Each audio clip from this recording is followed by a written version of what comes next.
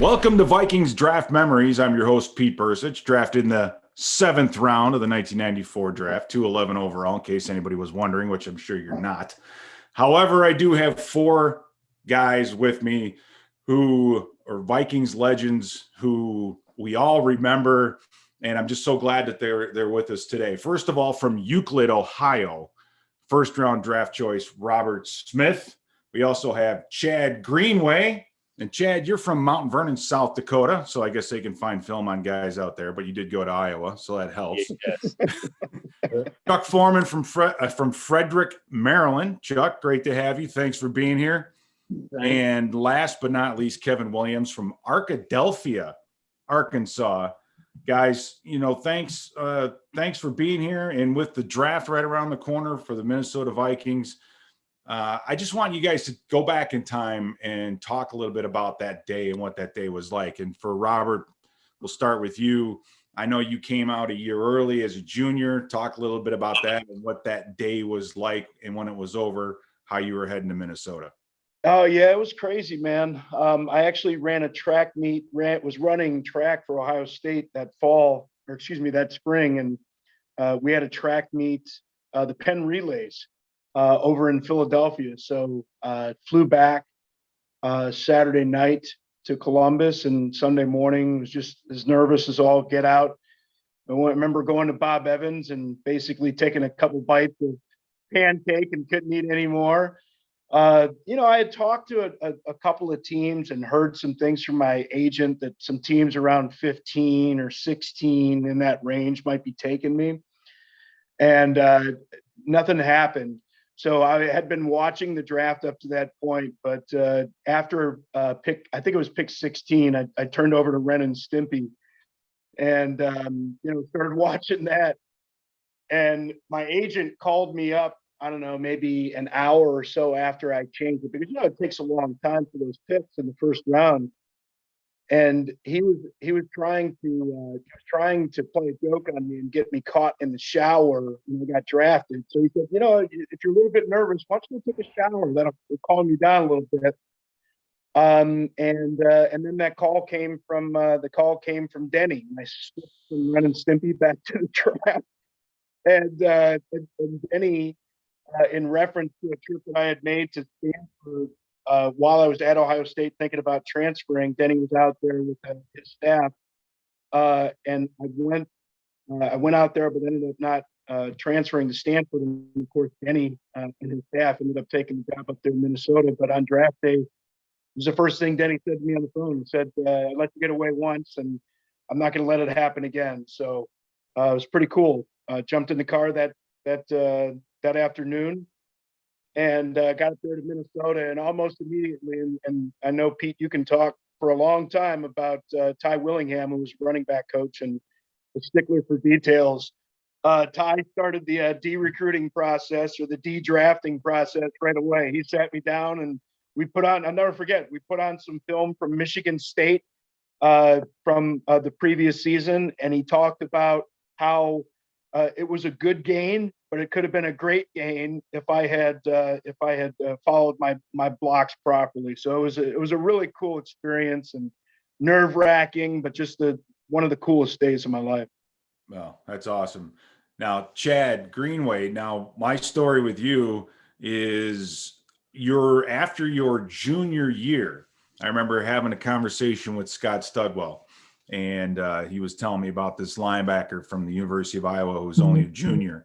And sure enough, 1 year later, the Minnesota Vikings end up taking you. So tell us what that was like. I know Studwell, again, loved you as a player. So did you have any idea that the Vikings were going to take you? I guess talk through your day and talk through the just the experience itself. Yeah, he spent a lot of time in Iowa City. I can remember, asking around like my sophomore year, who's this guy? Then you learn how legendary Stud is, and like how unbelievable of a player he is, and he's so unassuming. Other than when he takes his arms out, and you're like, okay, this is a different dude. So I would say I saw Scott Studwell more, than anybody else leading up to throughout my college career. I decided to stay for my senior year and play it out, and I knew the Vikings were going to be interested just solely on that. But so for my draft day, I was on the farm back in South Dakota. All my family and friends were around. I mean, back then I think it was 15 minutes per pick. It seemed like an eternity to get to that day. And I got picked 17th. So you had a little bit of a long wait that day. So you're just sitting around and you're waiting. And I knew from anywhere from basically 9 to the end of the first round is where I could go without much clarity on exactly who would take me. But I can remember my wife, we had just gotten married. No, I take it back. We were about to get married. We were about 2 months away from getting married. And we're sitting there and she's like, I just want to go anywhere north of Iowa City. And it's actually anywhere south of Iowa City. What am I talking about? And, you think about the NFL teams that are north of Iowa City, it's actually kind of hard to go north of Iowa City in the NFL. But the 16th pick came up and went, and that was the Dolphins. We missed Miami.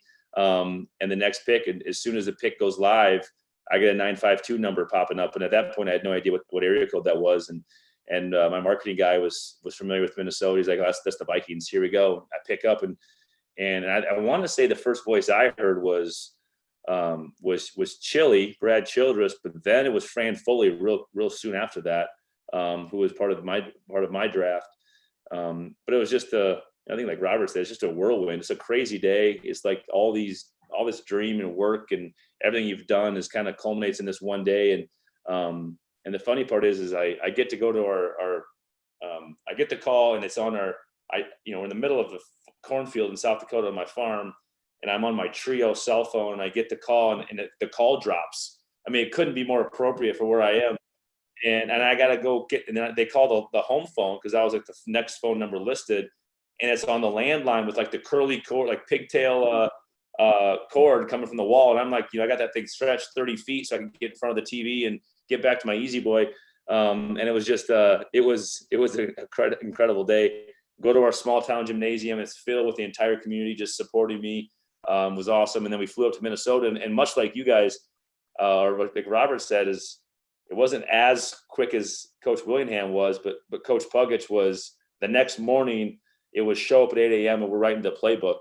And once I started playing the cover 2 scheme, and kind of understood it, I'm like, why the hell do I have to start this so soon? This is really easy. It didn't take this long to learn. So whirlwind day, absolute blessing. Then I walk in and get to meet, Ticket and the boys after that. It was pretty sweet. Now, Chuck, take us back to 1973 and let us know what your draft day experience was like. I'm assuming it's a little different than the kids today. Yeah, no doubt about that. It's definitely. But for me anyway, my experience being down at the University of Miami, living south of Miami, I had some friends come down from Maryland and some friends from Miami, and we just had a little get together at my apartment. And I think for me, the experience for me and the ability to be drafted was, of course, coming out of the University of Miami. I played 3 positions. I played running back, wide receiver, and corner. When I came out being the number 1 draft choice, unlike today, most guys are specialized in one position. For me, I went to the All-Star games and was the MVP in every one of them. And then I had a real big day at the Senior Bowl. And that's when, everybody was saying being a running back might be your best way to go. And so when the draft day came, I had no clue which way it was going to be. And we certainly didn't have the TV. We didn't have all that kind of stuff. There was a phone in the house. You didn't have cell phones, any of that kind of stuff. So it was a little bit different.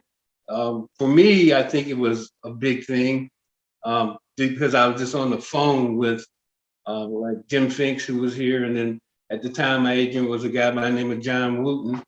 And so that's how we communicated. And then coming into the 12th round, they called my name. And then a couple hours, Jim Finks calls me and sends me a ticket, and I fly to Minnesota, and then they asked me what position I wanted to play.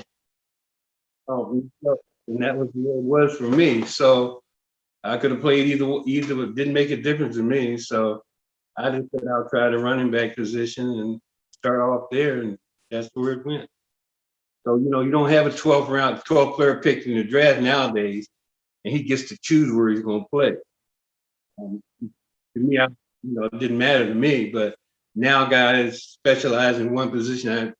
I don't know of anybody that does all three. No, not anymore. I mean, it's tough to find that versatility. Well, I don't think that's the find. I just don't think they do it anymore. I think they have the ability to do it, but that's the way it went for me, and I flew up, and that was it. All right, Kevin. Now for Kevin, I have a little bit of a story because at the time when Kevin was at the Senior Bowl, I was a assistant D-line coach, and I was hanging out with Mr. George O'Leary. And George O'Leary, Kevin, is the guy who really identified you, went to bat for you. I remember you had a tremendous Senior Bowl coming out of Oklahoma State University.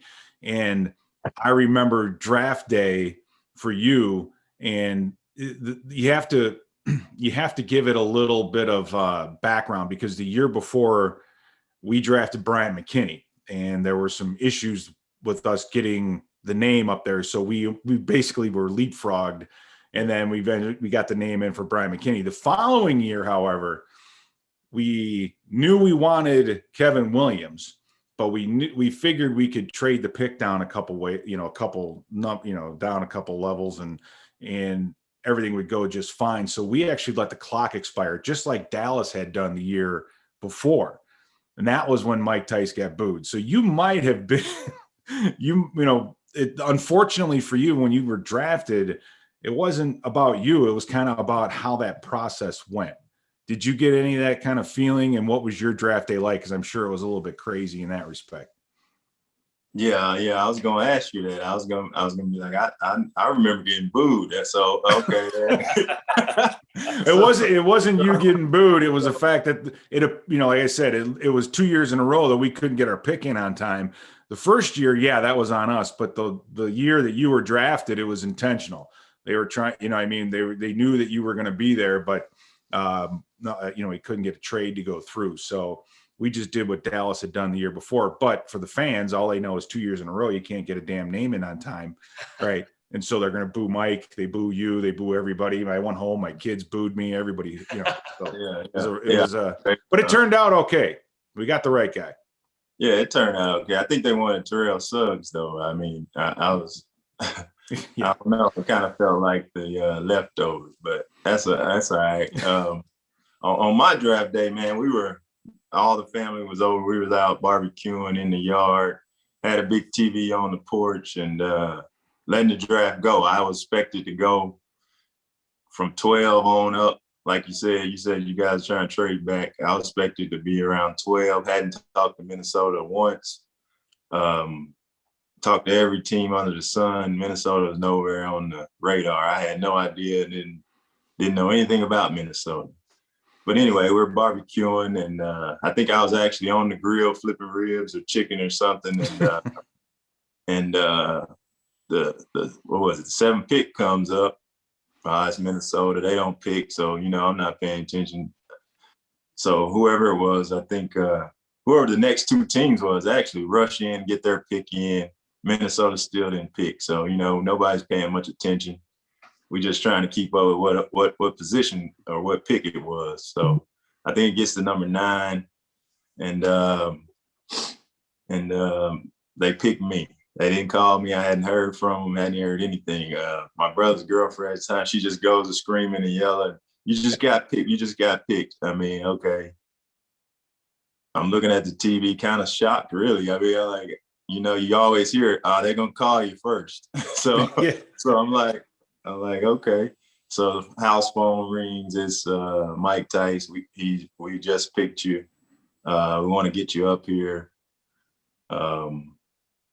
So I'm excited, panicking, all these things at one time. You getting drafted, one of your lifelong dreams, and I just totally disregard the barbecue and the cookout. I'm like, being from country Arkansas, I should have known that I could have left the next day and did the same thing I did.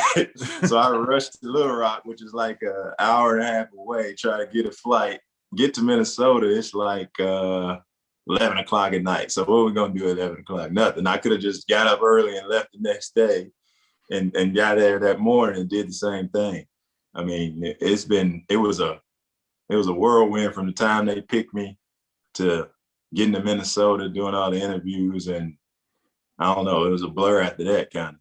All right, guys, thank you very much for your time today. It's been Vikings Draft Memories. I love the advice. None of it has to do with physical ability. It all has to do with effort and the mental side of the game. And that's really what differentiates these guys. So thanks again for your time. Let's see how the Vikings do this draft and how well they do this year. And hopefully we can get you guys back together again soon before the season starts. Thank you. Thanks. Look forward to it. All right. See you guys.